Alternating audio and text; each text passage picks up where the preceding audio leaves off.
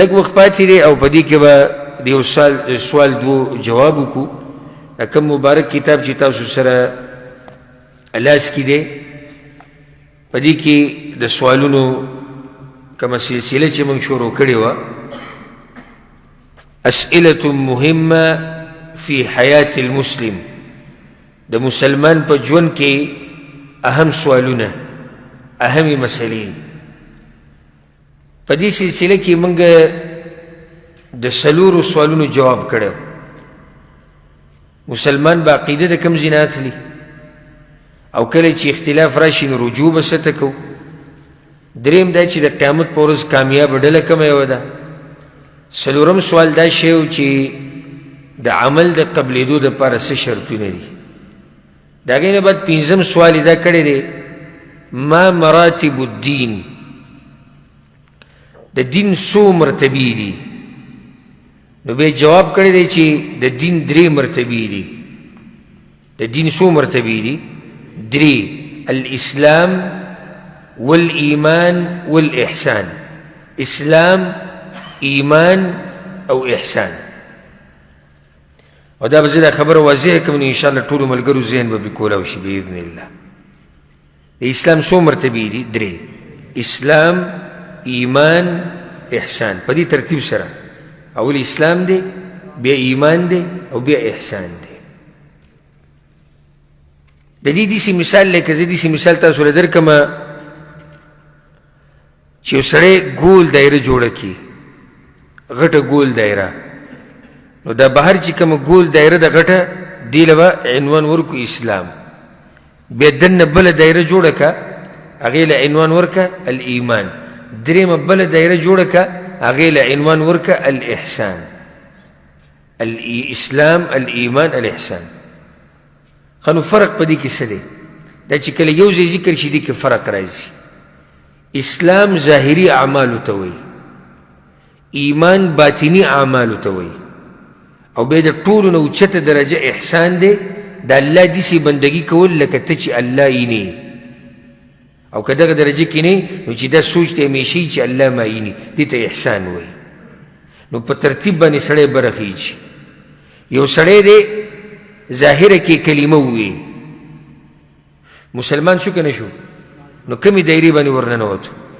په دې اولنۍ باندې ورننوتو، و دې مسلمان دی. دننه زړه ته چې څو پورې ایمان نه وي کوشوی او را به شي د ایمان ارکان، په الله باندې ایمان، په آخرت باندې، پیغمبرانو، کتابونو، تقدیر، ټول دننه د غیبو سره تعلق ساتي، د زړه سره.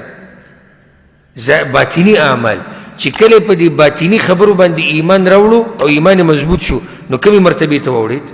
ایمان ته. د اسلام نه ترقي وکړه لاړ ایمان ته. ښه نو هر مؤمن مسلمان دی او هر مسلمان مؤمن نه دی. پوه شو بې که نه؟ هر مؤمن مسلمان دی. ولې؟ ځکه چې د اسلام په دایره باندې تیر شوی دی نو ایمان ته رسېدلی. نو هر مؤمن مسلمان دی خو هر مسلمان مؤمن نه دی.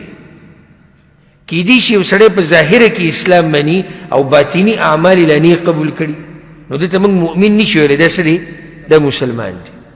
او بیا یو سړی ترقي وکړه، د احسان درجې ته ورسېدو، درېیمې مرتبې ته. او دا ډېره اوچته مرتبه ده، ډېره اوچته مرتبه ده. ډېر یعنې د لویې برخې خاوندان چې الله ورته دا درجه نصیب کوي. او هغه د الله داسې بندګي کول لکه ته چې الله وینې. لکه یو سړی لګیا دی په مانځه ولاړ دی، نو دی په دې مانځه کې دومره جوور تللی دی لکه دی چې دې ټیم کې الله ته ګوري. نو چې یو سړي دا احساس وي چې زه الله ته ګورم نو د ده د عبادت په څومره اوچتې مرتبې والی. او که دغې کې نه نو بیا دا سوچ په زړه کې وي چې الله ما ویني. دا سوچ همیشه په زړه کې چې الله ما ویني. د احسان دا مرتبه نه ده، ډېره اوچته مرتبه ده چېرې الله ما ویني. او بیا کله پکې دومره اوچت شي په دې کې چې دې سوچ کې دې طریقه باندې شي یا په دې فکر سره د الله بندګي کوي چې زه الله وینم. الله دغه درجې ته موږ ورسوي. اسلام او بیا ایمان او بیا احسان. د ټول نه اوچته مرتبه احسان، او بیا په هغې پسې کته ایمان دی او بیا اسلام دی. نو دا د دې اسلام د دې دین درې مرتبې دي. ما مراتب الدین؟ سوال دا وی د دین څو مرتبې دي. اوس د دینه بعد د دې مرتبو تفصیل شروع کوي. ګوره موږ وایو چې درې مرتبې دي. اوس به د مؤلف تا ته د دې هرې مرتبې تفصیل واضح کوي چې د اسلام څه ته وایي، د ایمان څه ته وایي، او د احسان څه ته وایي. نو ځکه شپږم سوال یې دا راوړی دی، مل اسلام وکم ارکانه. اسلام څه ته وایي او څو ارکان دي. اسلام څه ته وایي او څو ارکان دي. نو تعریف یاد کړئ. اسلام څه ته وایي؟ الاسلام هو الاستسلام لله بالتوحيد والانقياد له بالطاعة والبراءة من الشرك وأهله. اسلام څه ته وایي؟ الله ته غاړه ایښوده، الله ته غاړه ایښوده. زه به درس په اخره کې ګوره سوال کوم. الله ته غاړه ایښوده په دې طریقې سره چې ته توحید ومني، د هغه اطاعت کول او اعلان د براءت کول د مشرکانو نه او د شرک نه. لکه څنګه چې سورة الکافرون کې اوس خبره تېره شو، دې ته اسلام وایي. د هغه وخته پورې سړی ګوره مسلمان نه دی چې څو پورې د براءت اعلان نه یې کړی د شرک نه او د مشرکانو نه، او څو پورې الله ته غاړه نه یې ایښودي. الاستسلام لله، الله ته غاړه ایښوده، په هر څه کې الله ته غاړه ایښوده. چونکې چنانچې څنګه ولې دا قصې به نه کې چې کوم ځای کې د الله حکم راغی د الله خبرې ته به غاړه ایږدي. استسلام چې زه یې منمه، بس چې الله څه ووایي سمعنا واطعنا، موږ واورېده او موږ پې عمل کوو.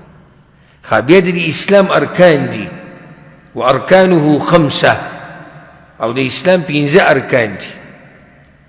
دا ډېر اهم سوالونه دي. ګورئ زه تاسو ته دا وایم چې دا سوالونه ګورئ سپک مه ګڼئ، ځکه چې دا دین د بنیاد سره تعلق ساتي.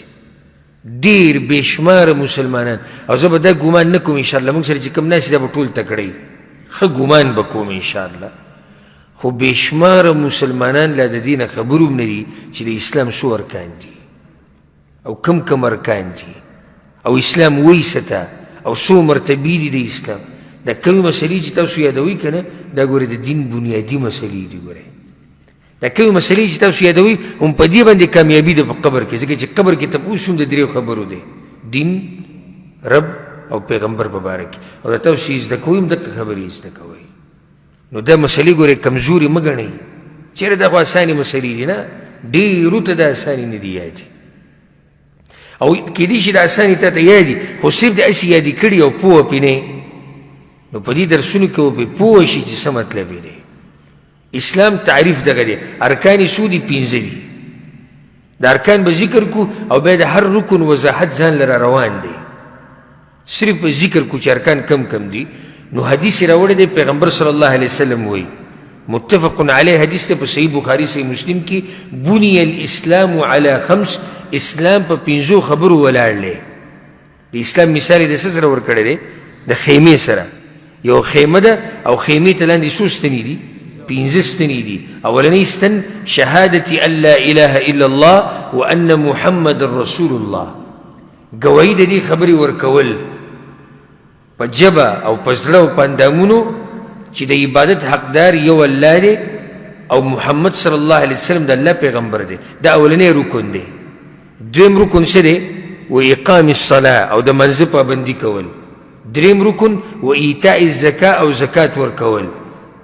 څلورم رکن و حج البیت، حج کول. او 5م رکن و صوم رمضان او د رمضان د میاشتې روژې نیوه. دلته خو مؤلف صرف د ارکان وشمارل تا ته، خو د هر رکن تفصیلي بحث را روان دی. مونځ څه ته وایي؟ مونځ به څنګه کې؟ دا مسله را روانه ده انشاءالله. زکات څه ته وایي؟ زکات به چاله ورکې، څومره به یې ورکې، څنګه به یې ورکې، کله به یې ورکې، دا مسلې را روانې دي. د روژې مسایل را روان دي پکې، د حج مسلې را روانې دي. خو دلته صرف دومره تا ته ووایي چې یاد ساته چې اسلام څه ته وایي او دغه 5 ارکان دي چې دا د دې حدیث نه ثابت دي. نو په دې باندې به اکتفا وکړو. انشاءالله پر روان درس کې د 9 نمبر سوال نه به شروع کوو. الله سبحانه وتعالی دې موږ پوه کړي په قرآن او حدیث باندې، او الله سبحانه وتعالی دې څنګه چې موږ په دې مبارک جومات کې یو ځای کړي وو، دغه شان د الله سبحانه وتعالی مونږ د خپل خوږ پیغمبر صلی الله علیه وسلم سره په جنت الفردوس کې یو ځای کړي. الله دې مونږ ټولو ته د پیغمبر د حوض کوثر نه اوبه نصیب کړي او الله دې مونږ ټولو ته د پیغمبر سفارش نصیب کړي. هذا والله اعلم وصلى الله وسلم على نبينا محمد وعلى آله وصحبه أجمعين.